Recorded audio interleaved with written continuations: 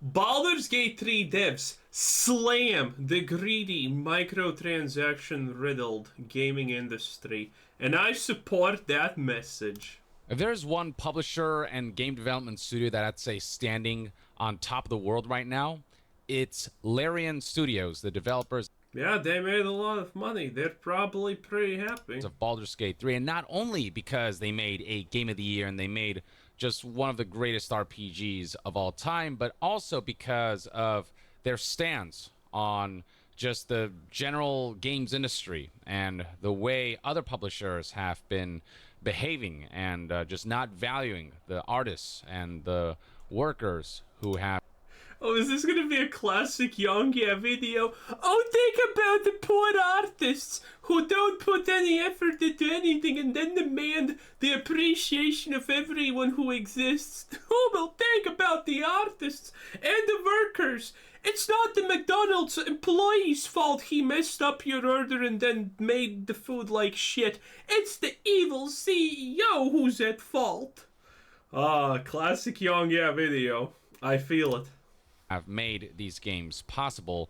The folks at Larian, especially with a leader like Sven Vink, who isn't just a suit, but actually a developer and a creative who is at the head of this now major publisher and development studio, with him at the helm, that defines the whole attitude and the Wait, Young. What do you mean? Aren't the CEOs just the guys who, don't do anything at all and then reap the benefits that they get from abusing their workers? Isn't it the workers who made Baldur's Gate 3 good? And the CEO is just evil. Man, it flips every single time we hear about this, doesn't it? the whole purpose and intent of the company as a whole. And when you got someone like Sven, who's a champion for developers and a champion for the art form that is game making, you get a company that is truly based on a level that is so unfortunately rare. So one of the things that happened early in February of 2024 is that Larian Studios won Game of the Year at the DICE Awards, and for the acceptance speech, some folks from Larian came up and discussed the layoffs that have been happening, not only this year, which is already up to like 8,000 layoffs, which is almost... Oh no! Oh no!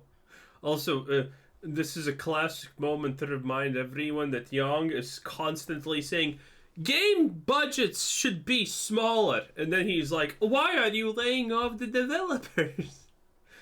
Oh man, this is like, Young is just like a constant treasure trove of misinformation and zero understanding of what the hell he's talking about. It's beautiful. It's beautiful on such a primal level. Most of the total that we saw in 2023, and it's only April. But beyond that, they talked about just the fact that they make games for one purpose, and that's to make games that they would want to play. They make games that fans want to play. They just enjoy making games that are fun and don't care about shareholders. Two folks from Larian went up on stage during the DICE Awards to say their piece. And by the way, there's more than just this. This is a piece from February, but even recently, Larian across the board, especially Sven Vink, have been speaking out against awful trends of the games industry and just been saying things that just give me a lot of hope for, developers like this and leaders like this who can lead the charge on a more positive future for gaming. For this, he almost forgot to say leaders like this. He was completely fine with just leaving at the workers did this. Specific instance, we're looking at director of publishing Michael Dowse and head of production David Walgrave, who went up on stage during the awards ceremony and had this to say. I'm just going to play the clip for you so that you can hear the sincerity behind the words and you can just hear some choice stances on how the games industry should be and what it shouldn't be. So here it is. This is existential to us, as you can tell from all the emotion on David's face. We're very lucky. We've had a lot of stage time. Others are not so lucky. This is a really human industry, and we're really bad sometimes at showing developers what they're worth and showing the players at home that we care about them. It's because executives don't care. In the room, especially surrounded by all this opulence, which can only go so far. Without people, we would not be standing here. Without the people that work on these games, we would not be standing here. Many, many people were let go at the start of this year. I want you all to know that you are talented and that you matter and that you are the future of this industry. I mean, the people who got let go surely are not nor talented nor the future of this industry. Thank God, by the way, because they are probably all the worst of the worst trash. Don't let that flame be extinguished by our collective mistakes. I know that everyone here is scared because shit's really fucked up. All of your projections are wrong, and it's scary. But we persevere as an industry, we will persevere as an industry, and you will all find your place, and you will all be welcomed back with open arms, and we'll still be making games for the players and for you, and with these guys. So there's a great shout out to the developers, and then here comes a shout out to the community and Larian putting out there why they make games. To add to that, a lot of people probably want to know what's the secret to your success. This is a good one. Last year I started thinking. It's probably ignoring the ESG score. That would be a pretty good start. The secret to our success is the decisions that we make come from what does the player want? What do I think is best for the game? What is the most fun? What is the most crazy? People telling us we shouldn't do this, or we can't do it, or this is too challenging or too hard, like it was already said here today, that usually just gives us a kick up the arse to actually make it happen. The stuff that we make at Larian is we ask you to pay one price only for the game, and that's it. You can own it for the rest of your life. How sad is it that it's so rare for that to happen in AAA now? Do you want to bet he has fired countless bad developers? Countless talentless hacks and losers? Do you want to make a bet? I'm going to bet that I'm right on that. How furious would Young be knowing that he has fired bad developers because that's evil? We don't have shareholders, but we also don't think about them. Fuck yes. Yes. This is the way. We think there's an expression in Dutch that honesty lasts longest or something. There's probably a version in English as well that makes a lot of sense.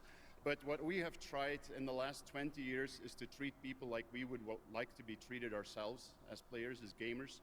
So we don't make decisions where we think this could make us the most money. On the long run, building a community, building a player base, building games that are actually fun is going to make you the most money. Yeah. It's that simple. It's that simple. Such an obvious thing when you think about it, but the intentions of the executives and the business suits are not aligned with the intentions of the creators and the artists who know that if you just make something good that isn't driven by corporate mandates, this seeking of infinite monetization, instead of just making something that fosters a long-term community and loyalty that generates money over time because the product itself is good, if you just follow some honest tenets in the creation of video games and make something sincere and something that really elevates the medium, people will show up and everyone wins. The creators win. Yeah, see, that's the problem with being a publicly traded company.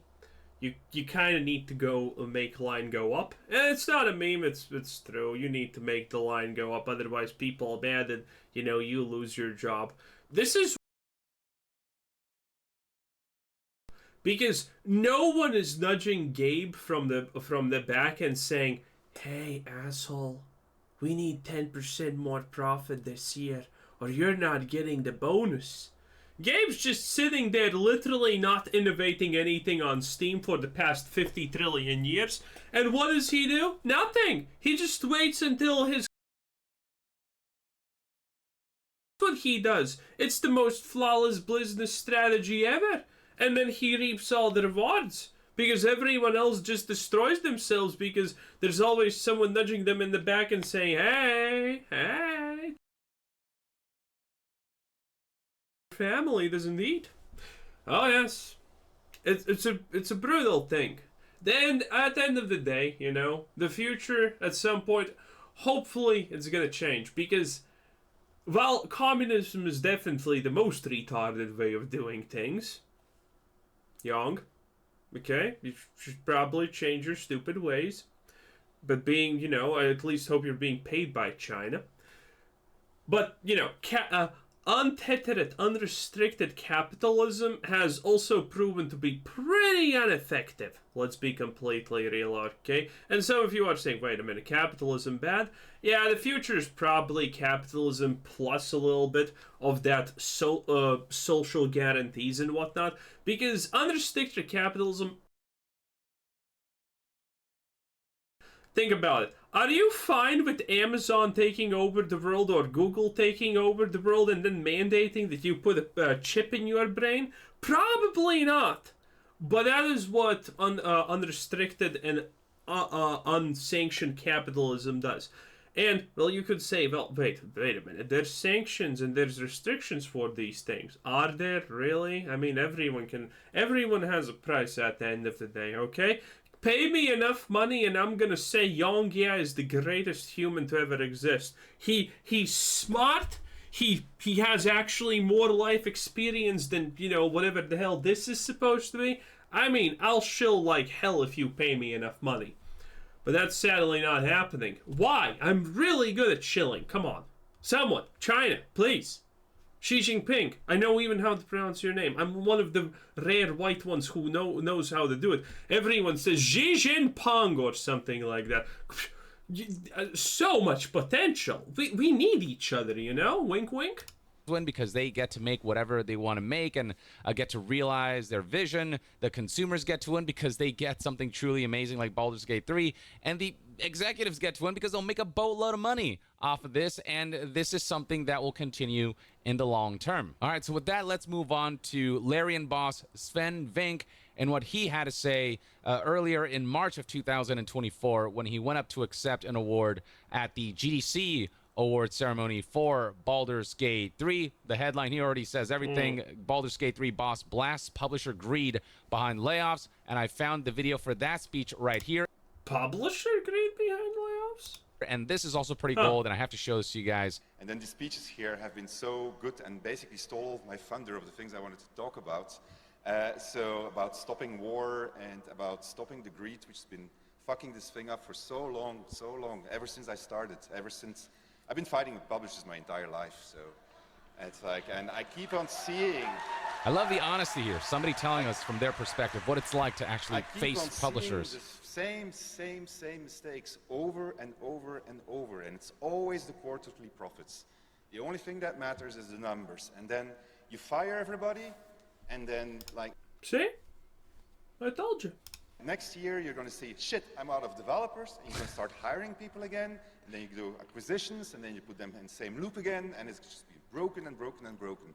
It's illogical. You don't have to. You just can make reserves, slow down a little bit, slow down on the greed, be resilient, take care of the people, don't lose the institutional knowledge that's been built up in all of those people that you lose every single time, so that you have to go through the same cycle over and over and over. Again, pretty obvious stuff. Right? It's that simple. So, because it really pisses me off. Anyway. So, yeah, that's kind of the bit he had to put out there as far as his grievances with the games industry goes. Just the fact that not only are developers not treated with respect, you're losing so much with the mass. There is no way that guy ever is gonna advocate for shitty, talentless developers that have failed multiple times at the most simplest of things to be not fired, okay? Let's completely get our head out of the ass here and just admit that. Playoffs that you're engaging in, he talked about institutional knowledge, which is... How many pink-haired she do you think Larian employs? I'm gonna make a...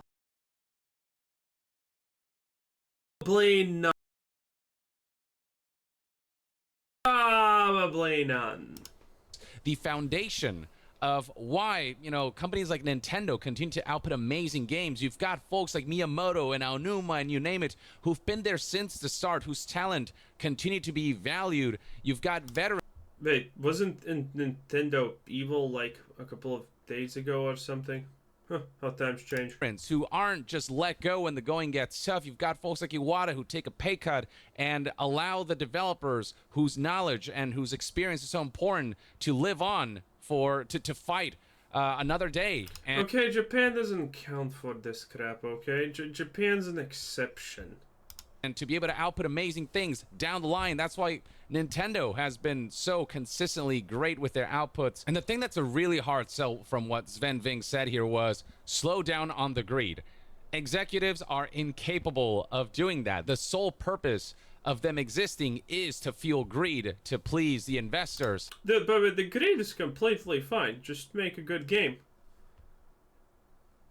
Can anyone name a really good game that's based around microtransactions and whatnot, and no one literally cares? I can.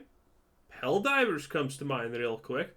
Literally a game full of microtransactions and whatnot. And yet, no one cares. Everyone's happy because it's a good game. To fuel the company and keep that vicious cycle going instead of the positive vicious cycle of retaining your talent so they can keep making amazing games that fuel customer loyalty and that just creates a level of consistency in the quality of releases that allow people to feel confident in your products and allow them to look forward to your product because your brand name means something. It's a stamp for quality and for creativity that people can look forward to. Certain companies, many companies don't have that because their output has been so inconsistent. And that's what happens when you're constantly disrespecting talent. You're not giving them the creative autonomy or the proper environment to allow them to do their best work. And the fact that Larian just outright finally puts this out there and them being in the position that they are now as one of the most renowned game publishers and developers in the world, given the accolades that they won for Baldur's Gate 3, using their position now of, all eyes are on us now, and now it's time for us to be able to use the spotlight to say these things that need to be said. It is just the most base thing that they could do. You know what's the most base thing that you can do? It's this. Let me show you a screen. I just googled it. Okay. Wait. Is this the right thing? Doesn't look like it. Wait. A little bit. So I can get the right scene set up here. There we go. Do you know what this is? This is Larian on Steam. Right here. What do you notice? Yeah, you don't notice a lot of fucking obviously crazy now, do you? How strange. How strange. Can you show me where in this picture is the ESG consulting team? Well, they don't fucking exist, do they? Oh no, how horrible, I know. So stale and non-progressive and shit, I know. The horror. In their position, and I cannot begin to tell you not only how much I agree with their words, but how much I appreciate that they're putting this out there. And when Sven Ving's speech was reported on, he decided to add on top of that with the following tweet: for the avoidance of doubt, there are plenty of people in publishing I met who have their hearts in the right place. This message was for those who try to double their revenue year after year. You're Bobby Kotick, you're Andrew Wilson, so on and so forth. Bobby! You're Strauss Zelnick. You don't have to do that. Build more slowly and make your aim improving the state of the art, not squeezing out the last drop. When you God, Bobby is gonna be a legend until I die. He's one of the best that has ever been. improve the state of the art, the money comes. He literally was the only thing holding the floodgates of Blizzard from collapsing to absolute woke disasters and shit. The guy was a legend. Now look at what's happening with Blizzard. Everything's kind of going to shit even faster. Crazy stuff. Oh, I miss Bobby.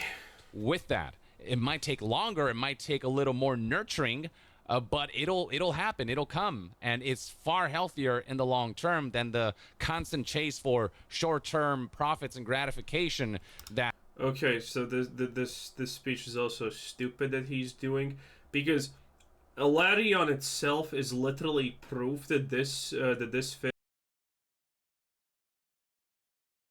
Because if you know anything about Baldur's Gate and its development in Larian, Swink literally fucking said, okay?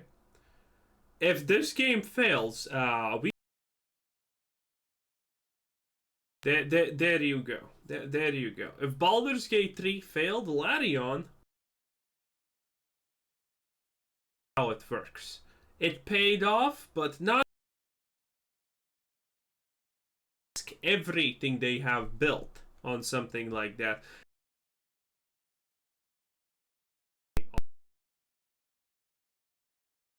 It's just spouting ideals that he has absolutely no idea how they play out in real life. Well, it is what it is. That's the young way. Anyway, it's the best part of the video. Below what your thoughts and opinions are on everything that Larian Studios developers and heads had to say about the current state of the games industry, and what you think the future holds for Larian, especially with them moving on from Dungeons and Dragons and Baldur's Gate. Share your thoughts in the comments below, and to be further updated on all things gaming news, reviews, and discussions, stay tuned right here on Young Stay tuned on Young I'll see you guys I'll see you out. Yeah, Young out. Woo!